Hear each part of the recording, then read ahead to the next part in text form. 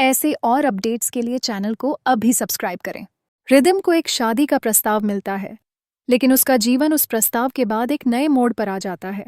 उसे अपनी पत्नी से बेवफाई का इल्जाम मिलता है और इस धोखे से उसका विश्वास टूट जाता है। यह पूरी कहानी एक बेट्रियल की ओर बढ़ती है, जहां रिदम को यह जानने की कोशिश होती है कि उसकी पत्नी ने क्यों ऐसा किया और उसके रिश्ते किस दिशा में जा रहे हैं। कहानी में एक और महत्वपूर्ण मोड़ तब आता है जब रिदम और उसकी पत्नी के बीच हुए विवाद और बदले की भावना को बढ़ाने के लिए हिंसा और धमकियां सामने आती हैं। एक शख्स यह धमकी देता है कि वह रिदम को मार डालेगा और उसकी मां को भी नुकसान पहुंचाएगा।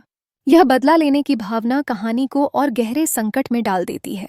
इसके साथ ही एक लड़की की कहानी सामने आती है जो अपने पिता से धोखा खाकर उसे जहर देने की कोशिश करने से बचती है। यह लड़की अपने जीवन के लिए संघर्ष करती है, जबकि वह खुद को अपने परिवार के खिलाफ खड़ा पाती है।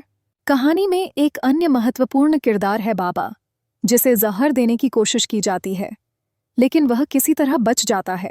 उसका बचना और उसका बदला लेने का इरादा कहानी को एक नए रास्ते पर ले जाता है।